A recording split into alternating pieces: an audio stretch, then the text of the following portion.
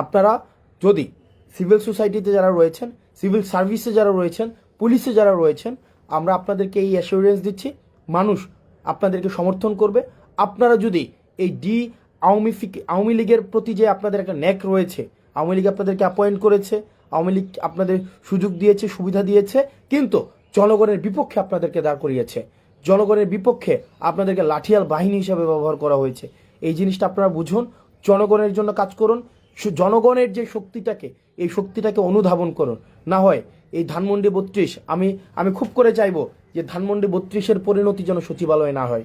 আমি এটা খুব করে চাইবো, মন থেকে চাইবো যে কোনো এক সময়, হয়তো এই বছর না হোক, 10 বছর পরে, 15 বছর পরে, 20 বছর পরে সচিবালয়ের পরিণতি যেন ধানমন্ডি 32-এর মতো না হয়, সচিবালয়ের পরিণতি যেন গণভবনের মতো না হয়।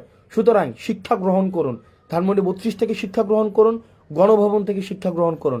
আপনারা যদি মনে করে থাকেন, আপনারা যারা আমলা রয়েছেন, পুলিশ রয়েছেন, আপনারা দুর্দান্ত প্রতাপশালী, আপনাদের এই যে বেনজির পালাই যেতে বাধ্য হয়েছে, আপনার দুর্দণ্ড প্রতাপশালী, একদম যে পুরো বাংলাদেশকে মনে করতো যে এক কথায় তার কথাই চলে, আপনাদের ডিবি হারুন দেশ থেকে পালাইতে হয়েছে। আপনাদের এই মানুষগুলো কিন্তু আপনার দেশ থেকে পালাতে বাধ্য হয়েছে, কারণ তারা জনগণকে সাথে নিয়ে থাকেনি, তারা আওয়ামী লীগকে তারা তাদের কিবলা বানিয়েছে।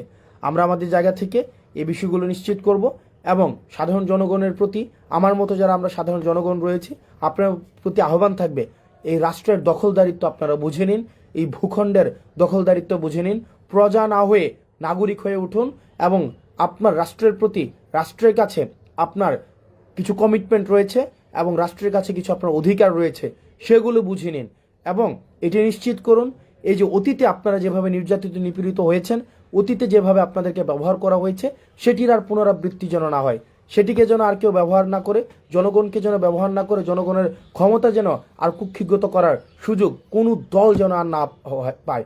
এবং একটি জিনিস নিশ্চিত করতে হবে, মজলুম যেন আবার জালিম না হয়ে ওঠে। আমরা একটি স্বচ্ছ এবং একটি প্রপার ডেমোক্রেটিক ট্রান্সফরমেশনের অপেক্ষায় রয়েছি। আমরা খুব শীঘ্রই আমরা বিশ্বাস করি, আমরা যে ডেমোক্রেটিক ট্রান্সফরমেশনের জন্য দীর্ঘদিন ধরে কাজ করে যাচ্ছি, আমাদের যে স্বপ্ন, আমাদের এই ফেসিবাদ বিরোধী রাজনৈতিক দলগুলো একটি দীর্ঘ সময়ের লড়াইয়ে রয়েছে, এটি আমাদের যেই সংস্কারগুলোর পরেই সেই জিনিসগুলো আমরা ডেমোক্রেটিক ট্রান্সফরমেশনের মধ্য দিয়ে আমরা আমাদের প্রত্যাশিত জায়গায় আমরা পৌঁছাবো। সে পর্যন্ত আমাদের এই দেশটাকে ধারণ করতে হবে, আমাদের দেশটাকে ওন করতে হবে এবং আপনার এই আওয়ামী লীগের প্রতি এই ক্ষোভকে পুঁজি বানিয়ে কেউ যেন এটাকে ব্যক্তিগত জায়গায় সম্পদ লুণ্ঠন, জায়গা দখল, ভূমি দখল, এই জায়গায় যেন নিতে না পারে, এই জায়গাটি নিশ্চিত করবেন। আওয়ামী লীগের প্রতি আমরা ক্ষোভ অব্যাহত থাকবে, সেটি রাজপথে অব্যাহত থাকবে এবং আওয়ামী লীগের আপনারা যারা রয়েছেন আওয়ামী লীগের, ছাত্রলীগের, যুবলীগের, আপনাদের ন্যূনতম যদি কমন সেন্স থাকে, দেখেন একটা নেত্রীর কর্মীদের প্রতি বা একটা নেতার কর্মীদের প্রতি কি কমিটমেন্ট থাকে। মানে আপনার একটা জিনিস চিন্তা করেন, শেখ ফ্যামিলির একটা কারোই কিছু হয় নাই।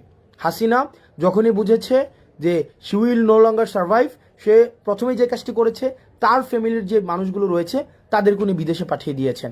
পরে উনি তার নিজের বোনকে নিয়ে বিদেশে পালিয়ে গিয়েছেন, আপনাদের কথা একবারও চিন্তা করে নাই।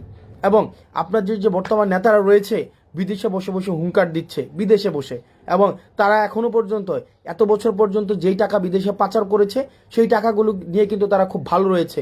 কেউ থাইল্যান্ডে মজমাস্তির মধ্যে রয়েছে, দুবাইতে মজমাস্তির মধ্যে রয়েছে, বিভিন্ন জায়গার মধ্যে কিন্তু তারা খুব ভালো পর্যায়ে রয়েছে। কিন্তু আপনার অবস্থায় দেখুন, আপনি কিন্তু দৌড়ের উপরে রয়েছেন। তার মানে আপনাকে ব্যবহার করে আপনার নেতা রাজনীতি করেছে, এখন আপনার জীবন বিপন্ন হচ্ছে। তো সেই জায়গা থেকে আপনারা এই জিনিসগুলো বুঝুন। এমন একজন নেত্রীর পিছনে রাজনীতি করেছেন যেই নেত্রী কি পরিমাণ ইগোইস্টিক, আপনি গতকালের বক্তব্যের মধ্যে দেখবেন শুধুমাত্র আই অ্যান্ড মাই, আমি এই আমিত্বের ঊর্ধ্বে উনি উঠতে পারেননি। সুতরাং যে আমিত্বের ঊর্ধ্বে উঠতে পারেনি, যে আমরা হয়ে উঠতে পারেনি, আপনারা তার পিছনে রাজনীতি করেছেন দীর্ঘ সময় ধরে। তো আপনার নেত্রী বা আপনার দল আপনাকে ধারণই করতে পারেনি, আপনাকে ফেলে রেখে উনি বিদেশে চলে গিয়েছেন। সুতরাং আপনারা এই জিনিসগুলো যদি অনুধাবন না করতে পারেন, আপনি বিদেশে বসে যতই হুঙ্কার দেন না কেন, এটা বাস্তবতা। আওয়ামী লীগ বর্তমানে অপ্রাসঙ্গিক, যতদিন না পর্যন্ত সে তার ভুল স্বীকার করবে, অপরাধ স্বীকার করবে এবং এই বিচার ব্যবস্থার মধ্য দিয়ে যাবে, আওয়ামী লীগকে যতভাবেই বলা হোক না কেন সেটা বাংলাদেশে কোনোভাবেই প্রাসঙ্গিক হবে না। আওয়ামী লীগকে বিচারের সম্মুখীন অবশ্যই বিচারের সম্মুখীন হতে হবে।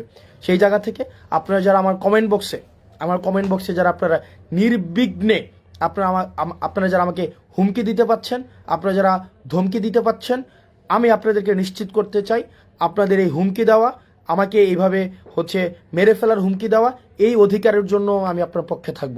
এই অধিকার যেন আর কেউ হরণ করতে না পারে, এই অধিকারটাও যেন কেউ হরণ করতে না পারে। আপনার এই দ্বিমত প্রকাশের স্বাধীনতাটার জন্য আমি চেষ্টা করে যাব।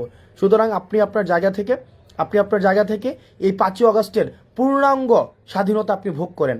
শুধুমাত্র একটা জিনিস মনে রাখেন, 5ই আগস্টের পূর্বে বিরোধী দল, বিরোধী মত, বিরোধী পথকে আপনারা যেভাবে রুদ্ধ করেছেন, শুধু এই জিনিসটা আপনারা মনে করে দেখেন 5ই আগস্টের পরে আপনাদেরকে এভাবে আপনার মতকে, আপনার পথকে, আপনার চিন্তাকে, আপনার মননকে, আপনার মনস্তত্ত্বকে এভাবে রুদ্ধ করা হয়নি। সুতরাং এটাই হচ্ছে 5ই আগস্টের সফলতা, যেটি আপনারা পূর্ণাঙ্গভাবে ভোগ করছেন। সর্বশেষ আপনাদের কাছে অনুরোধ থাকবে, এই দেশটা আমাদের, পরবর্তী দেশটাকে আমাদেরকে এগিয়ে নিয়ে যেতে হবে। আমাদের দেশের আমরা এই যে ভাবাদর্শিক সংঘর্ষের ঊর্ধ্বে উঠে আমরা একটা সার্ভিস ওরিয়েন্টেড, একটা অ্যাকাউন্টেবল স্টেটের দিকে আমরা নিতে চাই।